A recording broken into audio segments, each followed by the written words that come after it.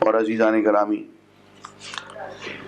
میں نے عرض کیا کہ یہ جو دو بول ہیں، لا الہ الا اللہ محمد الرسول اللہ، یہ قول و قرار ہیں۔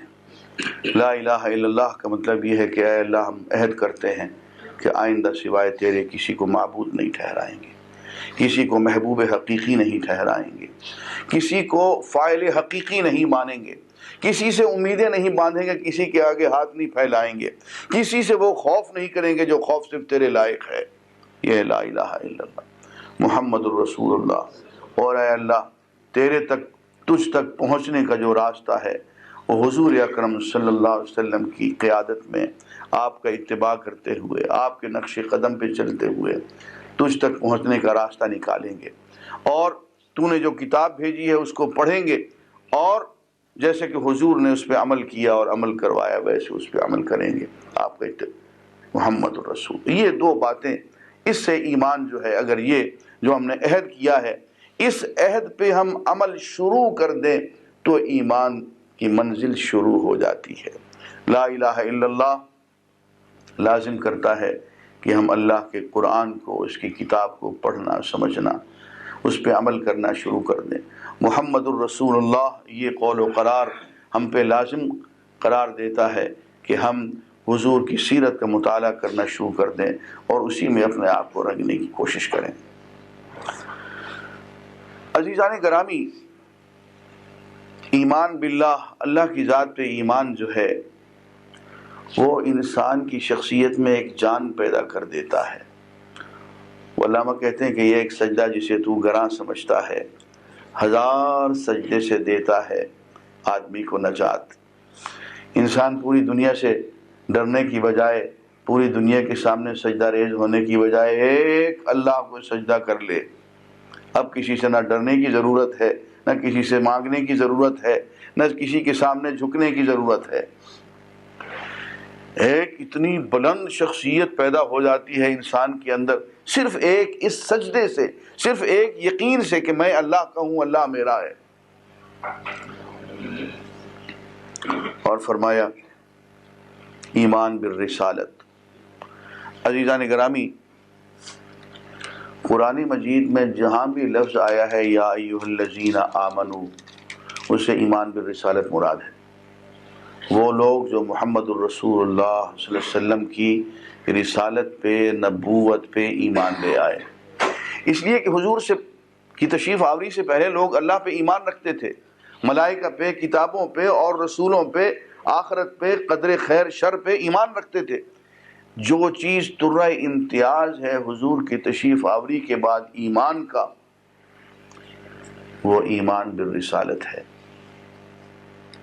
جس شخص نے حضور کی نبوت کا اقرار کر لیا، حضور کی رسالت کا اقرار کر لیا، وہ مسلمان ہو گیا، وہ اہل ایمان میں داخل ہو گیا۔ اور یہ بھی میں عرض کروں کہ نبوت پہ ایمان بذات خود انتہائی ضروری ہے،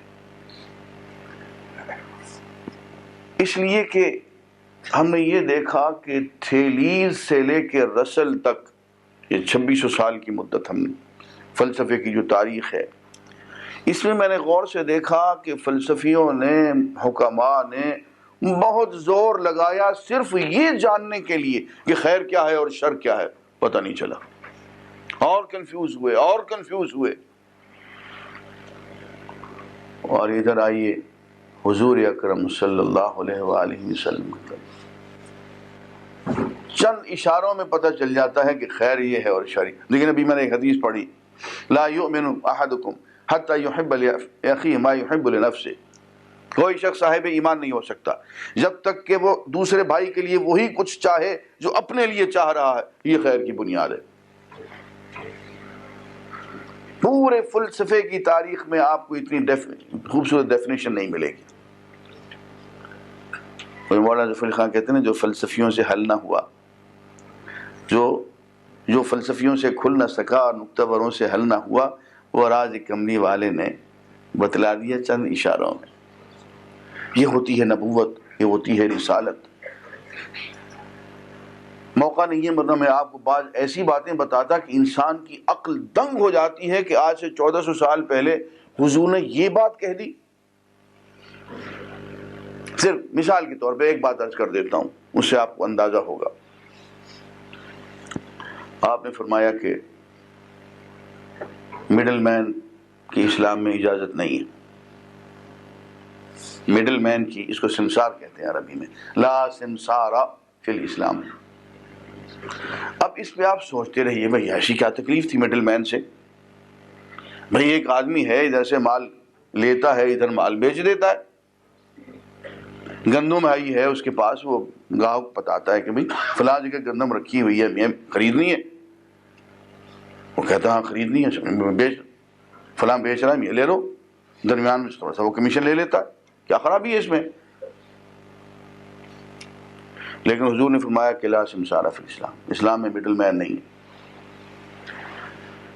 اب سمجھ میں نہیں آتی ہے یہ بات. اچھے بھلے اکانومسٹ جو ماہرین اقتصاد ہیں ان سے میں جھگڑا کر چکا ہوں، کہتے ہیں کیا خرابی تھی اس میں. اب ذرا ایک منٹ کے لیے آپ غور کیجئے ہوتا کیا ہے. دیکھیے نبوت کی نگاہ کہاں تک پہنچتی ہے. ایسے ہی فرمایا کہ لا یبیع الحاضر لباد، شہری آدمی دیہاتی آدمی کے لیے مال فروخت نہ کرے.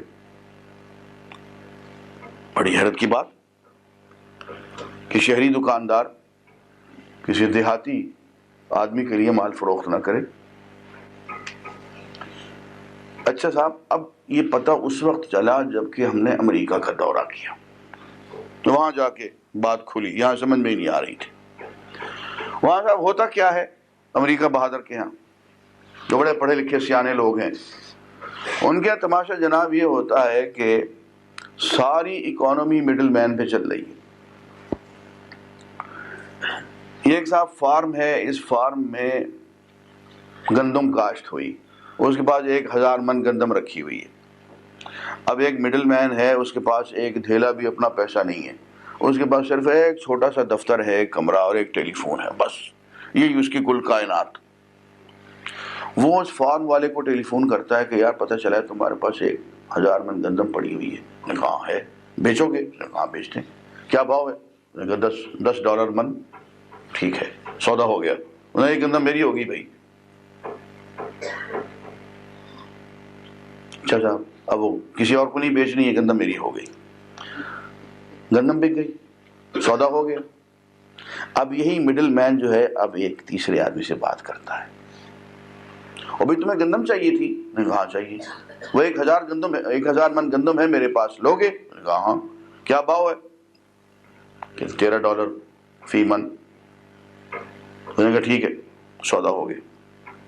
گندم وہی پڑی ہوئی ہے، $3 اس نے ایک من پہ، $3000 ہو گئے نا جی. خاموشی سے جیب میں ڈال لیے. ٹھیک ہے بھی گندم بک گئی، سودا ہو گیا، مجھے $13,000 جو ہیں تم بھیج دینا. اب وہ آگے کسی سے فون کرتا ہے، بھائی گندم چاہیے تمہیں؟ ہاں. کیا بھاؤ؟ $15. تو $15 پہ اس نے بھیج دیا. $2 اس نے ایک من پہ جیب میں ڈال لیے. وہ آگے وہ اس سے زیادہ ہوشیار آدمی، وہ آگے $17 پہ بیچ دیتا ہے، وہ آگے پھر $20 پہ. گندم وہیں پڑی ہوئی ہے.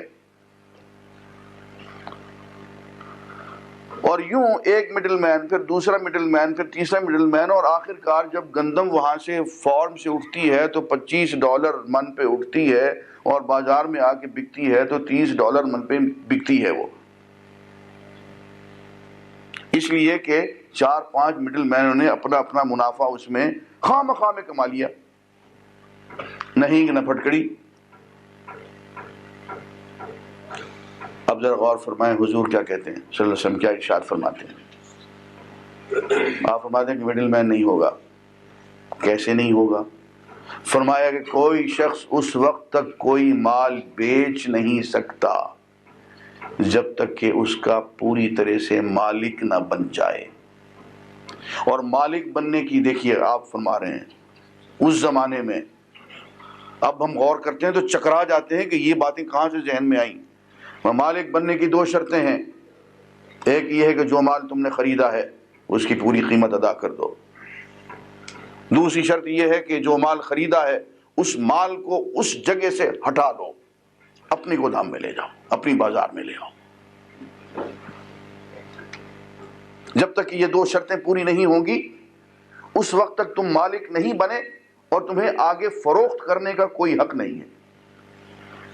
اب آپ غور کیجئے، وہ پہلے والا جس نے کہ $10 من پہ خریدی تھی، اگر اس کی قیمت بھی ادا کر دیتا ہے اور اس کو فارم سے اٹھا کے